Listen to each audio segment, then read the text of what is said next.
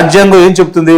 Article 38లో స్పష్టంగా ఏం చెప్తుందంటే, the state shall strive to promote the welfare of the people.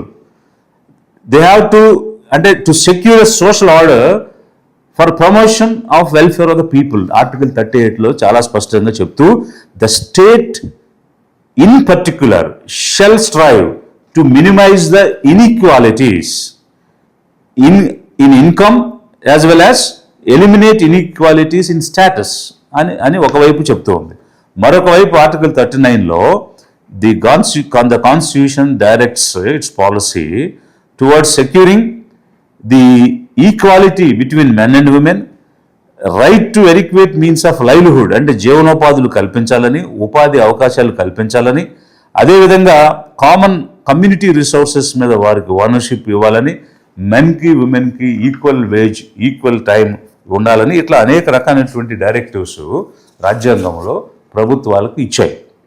అయితే ప్రజలు ట్యాక్సెస్ కడుతుంటే ఆ ట్యాక్సెస్ని ప్రజా సంక్షేమం కోసం, పీపుల్స్ వెల్ఫేర్ కోసం వెచ్చించి ఖర్చు పెట్టాల్సిన పరిస్థితి ఉంటే అవేమో కమిషన్ల కోసం కాంట్రాక్టులు ఇచ్చుకుని రకరకాల ఈవెంట్స్ చేసుకుని ఈ P4కి సంబంధించి ప్రభుత్వం ఎక్కడ కూడా ఆర్థిక లావాదేవీలు చేయదు, ఏ రకమైనటువంటి ఖర్చు చేయదు, ఆర్థిక సాయం ఇవ్వదు. కానీ ప్రజల నుంచి విరాళాలు తీసుకొచ్చిన దాన్నే పేదరి కోసం ఖర్చు పెడతాము అని ఒకవైపు చెప్తూ, ఇంకొక వైపు ఏం చేస్తున్నారంటే ప్రభుత్వం యొక్క డబ్బుతో ఈవెంట్స్ చేస్తున్నారు, కాంట్రాక్టులు ఇస్తున్నారు, కమిషన్లు ఎక్కడైతే కమిషన్లు దొరుకుతాయో వాటికి సంబంధించిన ఈ ట్యాక్సెస్ డబ్బుని ఉపయోగించడం అనేటువంటిది కనిపిస్తుంది. మరి ఇది ఏ విధంగా వెల్ఫేర్ అవుతుంది?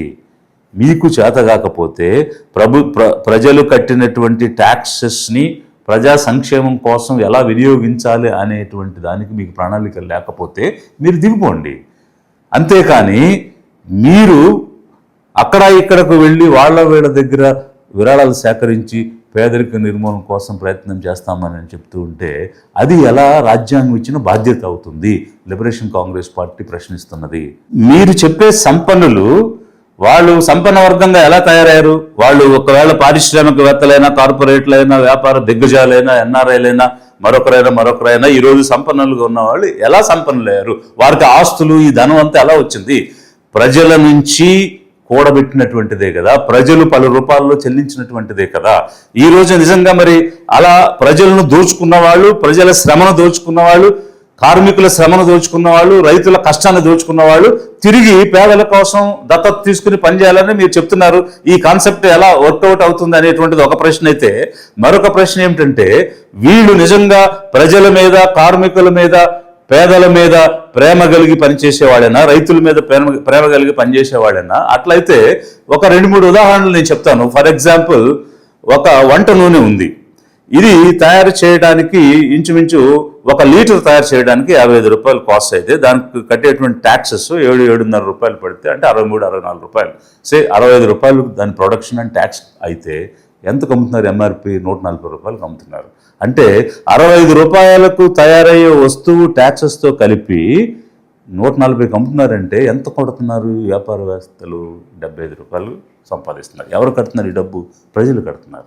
ప్రజల నుంచి దోచుకుని సంపాదించి సంపన్నులయ్యారు వీళ్ళు. ఇప్పుడు ఒక వంటి సబ్బు తీసుకోండి, ఆ సబ్బు తయారు చేయడానికి 29 రూపాయలు అయితే సంతూరు లాంటిది 42 రూపాయలకు అమ్ముతున్నారు. అంటే ఒక సబ్బు మీద 13 రూపాయలు వాళ్ళు సంపాదన చేస్తూ ఉన్నారు. ఎవరి డబ్బు అది? ప్రజల డబ్బు. లిక్కర్ తాగేటువంటి వ్యక్తి, ఒక ఆల్కహాల్ తాగేటువంటి వ్యక్తి ఒక క్వార్టర్ బాటిల్ తయారవడానికి 17 రూపాయలు 47 పైసలు అవుతుంది. కానీ ఇక్కడ ఒక ఫిక్స్డ్ రేట్ 99 రూపాయలు ఆంధ్రప్రదేశ్లో పెట్టారు. అంటే 17 రూపాయలు ప్రొడక్షన్ కాస్ట్ ఎక్కడ? ఈ తాగేవాడు కొన్ని 99 రూపాయలు ఎక్కడ? అంటే ఈ మధ్యలో ఉన్న 80 రూపాయలు ఎవరికి పోతుంది? ఒకవేళ కొంత ప్రభుత్వానికి పోయినా మిగిలిన డబ్బు ఎవరికి పోతుంది? తయారు చేసేవాడికి, అమ్మేవాడికి పోతుంది. అంటే ప్రజల దగ్గర ఉన్న డబ్బుని వాళ్ళు సంపాదన చేసుకుని సంపన్నులుగా తయారైనటువంటి వాళ్ళు ప్రేమతో పేద కుటుంబాలని దత్తత చేసుకుని వాళ్ళని పేదరికం నుంచి వెలికి తీయాలని మీరు మాట్లాడుతున్నారు. అది అయితే నిజంగా మరి ఈ పారిశ్రామికవేత్తలు పేదల కోసం, బంగారు కుటుంబాలు తయారు చేయడం కోసం వాళ్ళకి హృదయం ఉంది అని వాళ్ళు ఆ విధంగా స్పందిస్తారని మీరు అనుకుంటే, కార్మికులకు వేతనాలు ఎందుకు చెల్లించటం లేదు? ఒకవేళ చెల్లించిన కనీసం మినిమం వేజెస్ యాక్ట్ అనేది ఒకటి ఉంది. దాని ప్రకారంగా ఇన్ఫ్లేషన్ లింక్డ్గా వాళ్ళ వేతనాలు వేజెస్ చెల్లించాలి. మరి దానికి అనుగుణంగా అంటే ఈ రోజు ఇన్ఫ్లేషన్ ఎంత ఉందో దానికి అనుగుణంగా వాళ్ళ వేతనాలు చెల్లిస్తే వాళ్ళు పేదరికంలోకి వెళ్ళరు. వారు ప్రశాంతమైనటువంటి జీవితం గడపగలుగుతారు, ఆర్థికంగా ఎదగలుగుతారు. అప్పుడు ఆ కార్మికులందరూ బంగారు కుటుంబాలే అవుతాయి కదా.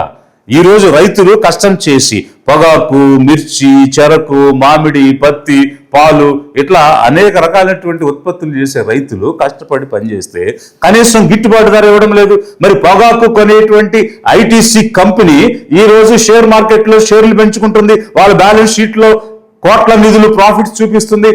ఎలా అంటే రైతు పండించడానికి 1000 రూపాయలు ఖర్చు అయితే ఆ ఖర్చుకి వాడు 800 రూపాయలు పెట్టి కొని రైతు చేసిన కష్టానికి అంటే కనీసం ఉత్పత్తి ధరను కూడా చెల్లించకుండా రైతు శ్రమ దోసుకుని వాళ్ళు షేర్లు ప్రాఫిట్లు పెంచుకుంటూ ఉంటే ఆ కంపెనీ వచ్చి ఈ పేద కుటుంబాలను ఆదుకుని దత్తత చేసుకుని వాళ్ళని బంగారు కుటుంబాలు చేయాలని మీరు చెప్తున్నారు. మీరు ఏ కంపెనీలు అయితే ఏ ట్రేడర్స్ అయితే ఈ ఉత్పత్తులు కొనాలో వాళ్ళకి గిట్టుబాటు ధర ఇవ్వమని చెప్పండి. గిట్టుబాటు ధర ఎప్పుడైతే రైతుకు వచ్చిందో రైతు లాభదాయకమైనటువంటి వ్యవసాయం చేయగలుగుతాడు, రైతు కుటుంబాలు బంగారు కుటుంబాలు అవుతాయి. అది చేయడం లేదు మీరు. కనీసం గిట్టుబాటు ధర ఇవ్వడం లేదు. పండిన పంట రోడ్ల మీద పడేసి తొక్కించుకుంటున్నారు వాళ్ళని మీరు బంగారు కుటుంబాలు ఎలా చేస్తారు? వ్యాపారస్తులు కానీ పారిశ్రామికవేత్తలు కానీ ఎవరైతే అధిక లాభాన్ని పెట్టుకున్న కంపెనీలు ఉన్నాయో అక్కడ అధిక లాభాన్ని తగ్గించండి. 20 రూపాయలకి తయారైనటువంటి ప్రొడక్ట్ని 99 రూపాయలకి అమ్మాల్సిన అవసరం ఏంటి? అందులో ఉన్నటువంటి గ్యాప్ తగ్గించి ధరలు తగ్గిస్తే అన్ని వస్తువులు పేదలకు అందుబాటులోకి వస్తే పేదలు సంతోషంగా ఉండరా? పేదలు వాడేటువంటి నిత్యావసర వస్తువుల యొక్క ధరలు తగ్గితే వాళ్ళు పేదరిక విషయాలయంలోకి వెళ్లకుండా నెట్టివేయబడకుండా నిలబడరా?